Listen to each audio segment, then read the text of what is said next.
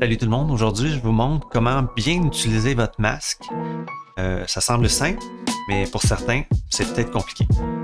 On y va.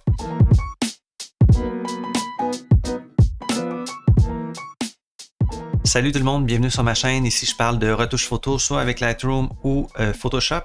Je fais ça pour vous aider à être de meilleurs retoucheurs et de meilleurs photographes. Aujourd'hui, je vais vous montrer comment utiliser votre masque. Voyez-vous, on va aller avec le masque dans Photoshop. Pour certains, c'est quand même simple, mais il y en a d'autres qui peuvent trouver ça un peu plus compliqué ou un peu intimidant. Je vais vous montrer comment ça fonctionne avec une image, les utilités qu'on peut en faire. Et puis, en espérant que ça l'éclaircisse tout ça pour certaines personnes. Donc, sans plus attendre, on va y aller. Un masque, c'est un outil qui nous permet d'afficher et de cacher des zones d'un calque sans perdre l'information. Donc, c'est non destructif. On peut toujours revenir en arrière si on est allé trop loin.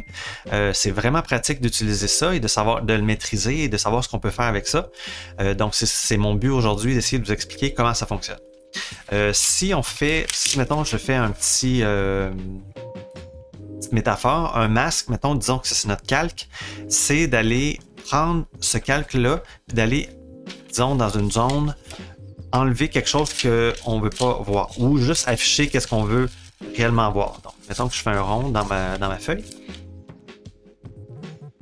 On a un layer, donc ici, on ne voit rien, puis quand on regarde dans le trou, on voit l'information. Puis l'avantage de Photoshop, c'est qu'on peut dire à ce calque-là de rafficher ou de cacher certaines zones. Je ne sais pas si ma petite métaphore peut vous aider, mais l'information, elle se trouve toujours comme derrière le masque. Donc, on perd vraiment rien. Disons qu'on utilise l'efface à la place pour effacer des trucs ou cacher des affaires de notre image, mais l'efface, elle efface. Donc, on ne peut pas revenir en arrière. Donc, c'est pour ça que c'est avantageux d'utiliser un masque. Donc, on va aller dans Photoshop, je vais vous montrer comment ça fonctionne en pratique. Donc, on va travailler avec cette photo-là. Je la trouvais super belle. Je l'ai trouvée sur Unsplash. C'est une banque d'images gratuite. Cette photo-là vient de Jérémy VC. Je ne sais pas si on le prononce comme ça. Peu importe. Aujourd'hui, on parle de masque. Donc, ici, on a une image. Pour activer les masques, on peut aller simplement ici en bas. On appuie sur l'icône qui est ici et ça crée un masque. Comment ça fonctionne les masques? C'est tout ce qui est blanc va s'afficher et tout ce qui est noir va se cacher. Donc, je vous montre. Là, le calque que j'ai fait est blanc, donc toute l'image est affichée. Si je prenais disons un rond, je vais faire une sélection et que je le remplis de noir. Donc, ici, j'ai mon blanc et mon noir, donc je vais le remplir avec le noir qui est en background. Donc, je vais faire CTRL Backspace. Donc, si vous voyez ici, il y a un rond noir qui s'est fait. Donc, tout ce qui est noir est caché et tout ce qui est blanc est affiché. Techniquement, ce qu'on voudrait pour cette image-là, ça serait l'inverse. Donc, on pourrait inverser la couleur de notre masque en faisant le CTRL-I. Okay? Si vous regardez le masque encore une fois, tout ce qui est blanc est affiché et tout ce qui est noir est caché. Je vais annuler ce que je viens de faire. Je vais remplir mon calque avec la couleur de mon avant-plan. Donc, je vais faire Alt Backspace. Ça va le remplir de blanc. Donc, je vous ai montré comment créer un masque par défaut. Par défaut, il est blanc. Si on voudrait que notre masque soit noir dès le départ, on pourrait appuyer sur la touche Alt et appuyer sur l'icône. Ça fait un masque noir. Donc, tout est caché. Ensuite, on pourrait faire une sélection puis remplir cette sélection-là de blanc. Donc, je vais faire Alt Backspace. Donc, ce qui est blanc est affiché. Donc, si on voit ici, on a à gauche notre image. On a une genre de petite chaînette entre les deux, entre l'image et le masque, et à droite le masque. La petite chaînette, ça permet de déplacer, si on prend notre outil de flèche, ça nous permet de déplacer notre image et que le masque suive également. Si on appuie sur la petite chaînette, elle disparaît. Puis là, ça nous permet de soit déplacer notre masque ou déplacer notre image. Si je clique sur mon image, le masque va rester à sa place et l'image, on peut la déplacer. À l'inverse, si je clique sur le masque, on peut déplacer le masque et l'image reste en place.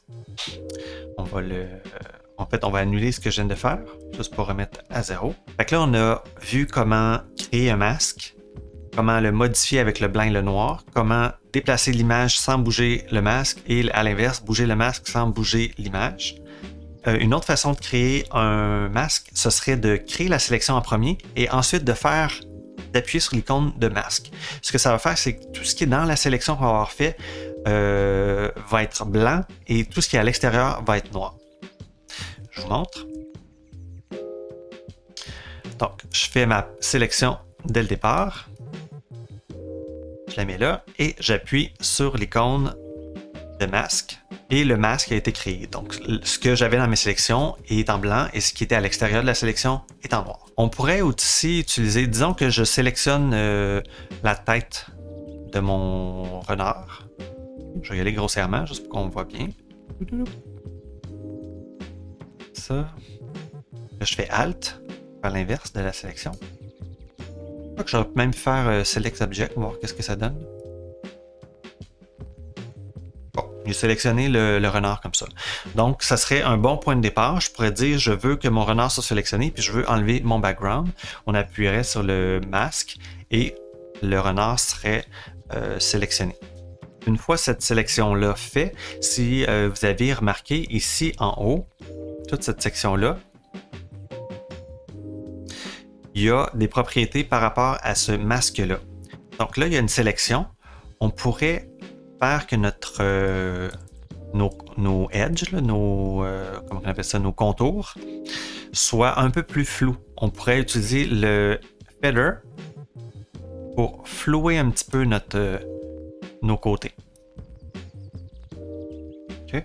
Je pourrais vous le montrer. Mettons que j'annule tout ça. Je veux remplir mon masque d'un seul coup. Je pourrais faire CTRL, Alt Backspace. Ça va remplir le layer. Je vais remettre ça à 0. Je vais me faire une sélection. Je vais remplir ça de noir et je vais inverser ma sélection avec CTRL-I. Et on va montrer qu'est-ce que ça donne ici. Le feather, ça ajouterait un côté flou à ma sélection. Okay. Puis ensuite, on a la densité, c'est un peu comme de l'opacité de ce masque-là. Donc, ce qu'on ferait, on peut le descendre un peu, puis là, ça va devenir semi-transparent. Fait que là, je vous ai montré l'outil avec des sélections, mais je vais aller vous montrer, on peut peinturer sur le masque pour effacer ou cacher des endroits. Donc, je vais prendre mon crayon. Donc, je vais prendre mon outil de pinceau. Donc, je fais B pour le pinceau. Je vais cliquer sur mon layer mask et je vais aller effacer le background avec du noir. B, je vais faire X pour mettre le noir en avant-plan. Et là, quand je peinture, ça l'efface. Donc, je pourrais aller faire ma sélection alentour de cette manière-là. Là, admettons, j'ai coupé l'oreille un peu trop. Je pourrais zoomer dans mon image, aller ici, et juste repeinturer en blanc. Fait qu'on voit l'avantage du masque, c'est qu'on cache, mais on perd aucune information. Je vais le mettre solide. Comme ça. Et voilà. Donc, c'est pas pire quand même comme outil. Disons que vous avez une photo pour votre profil que vous voulez faire sur votre site web. On veut utiliser le rond, mais on veut peut-être sortir de l'ordinaire un peu. Je vais vous montrer un petit truc qui pourrait être cool que vous pourriez faire. Donc, je vais effacer ça encore. Je vais prendre mon rond. Okay. Je vais faire une sélection alentour du renard. Je vais le faire en noir pour cacher. Je vais désélectionner, CTRL-D. Je fais CTRL-I pour inverser ma sélection. Puis ce que j'aimerais, c'est sortir les oreilles de ma sélection et le museau de ma sélection. Comme ça, le renard, il va être semi... Ah, ben attendez, je pourrais même faire juste cette oreille-là. Comme ça, il serait semi-sorti du rond puis le nez. Ouais, on va essayer ça. Donc, je vais cliquer sur mon layer mask et je vais aller peinturer son oreille. Je vais mettre du blanc. Je vais mettre en avant-plan le blanc. Donc, je fais X pour inverser le background puis le foreground color. Et je vais aller peinturer. Oups. Avec le pinceau. Ça va aller mieux. Donc, je peux y aller. Oups. Je peux y aller de même.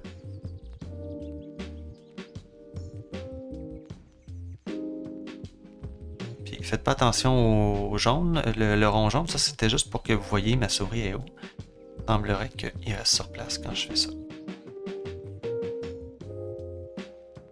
C'est juste que quelqu'un m'a dit qu'il regardait mes vidéos sur un téléphone cellulaire.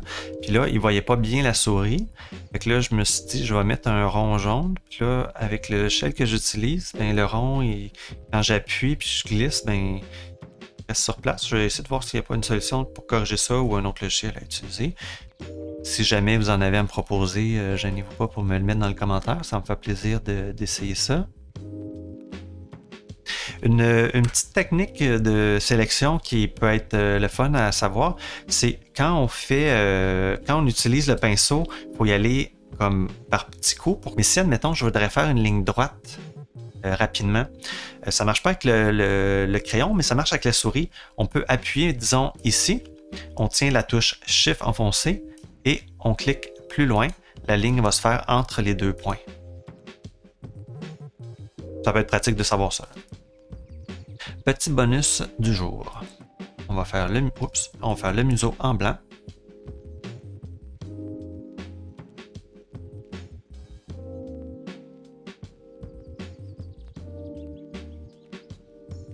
Et voilà. Le renard est à moitié sorti et à moitié dans le rond. Fait que, ça peut faire des effets cool. Si on se met une solid color en dessous, on pourrait faire un genre de brun C. Puis là, je peux sélectionner mon renard. J'appuie sur V pour sélectionner la flèche. Et là, je peux le déplacer ici. Je pourrais même aller y ajouter un petit drop shadow.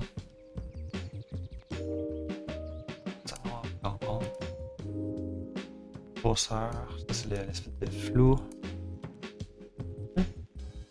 Si jamais vous avez une photo de profil à mettre sur votre site web, ça peut être un truc cool, là, que vous sortiez des parties du corps à l'extérieur. Donc ça, c'est un des avantages du masque. On peut faire une sélection, la modifier ou la tweaker par la suite. Donc en gros, c'est juste ça un masque. On utilise ça pour cacher des parties et afficher des parties qu'on veut. Puis on peut aller réajuster cette sélection-là ou cet affichage-là comme on veut parce qu'on a encore l'information, elle est juste cachée. Il y a des petits raccourcis clavier qui sont pratiques à savoir. Si on appuie, disons, sur le masque et on appuie sur la touche contrôle, ça va sélectionner notre masque. Okay? Donc cette sélection-là, on pourrait la déplacer et faire autre chose avec. Là. Je pourrais mettre en dessous une couleur. Peu importe, on pourrait l'utiliser pour faire autre chose. Si j'appuie sur Alt, ça va afficher simplement le masque. Ça va juste pour qu'on puisse bien voir. Tu sais, des fois, quand on fait une sélection, ça arrive qu'on oublie un petit spot. Ben, ça va nous permettre de le voir, puis on va pouvoir aller après ça l'effacer facilement. Puis si on appuie sur Shift et sur le masque, ça va juste le désactiver. Okay? Ensuite, ce qu'on peut faire, si jamais on a plusieurs images, donc je vais regarder quand même cette sélection-là parce qu'elle est le fun. Ce que je vais faire, je vais créer un groupe. Okay? Dans mon groupe, je vais lui mettre mon layer. Je vais créer un second layer. Je vais dupliquer mon layer. Je le prends et je le glisse sur le petit plus. Ça va créer un deuxième layer avec ça. Donc, je pourrais prendre ça. Je pourrais le déplacer. Fait que là, on aurait deux renards. Non. On aurait deux renards. Et le groupe, je peux aussi lui appliquer un masque. Donc, je vais cliquer sur masque. Je pourrais lui dire que je veux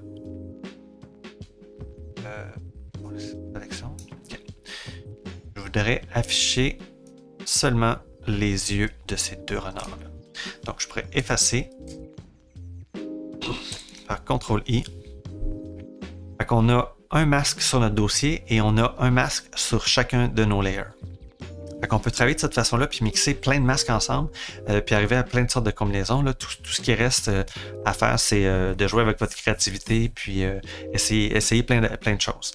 Donc, même chose, on peut l'annuler, on peut faire Alt-Shift pour voir notre masque. On peut faire CTRL pour sélectionner ça. On pourrait faire même CTRL-Alt, enlever la sélection de ce masque-là. Parce que CTRL ajoute une sélection. Regardez bien. On refait ça. Oups. Je vais annuler. Je suis allé un peu vite. Si je fais CTRL, je sélectionne un de mes layers. Si je fais CTRL-Shift, ça va sélectionner et ajouter la seconde sélection que je fais. Donc, les deux sont là. Et si je fais CTRL-Alt, que je clique sur, disons, l'autre layer, bien, ça va effacer.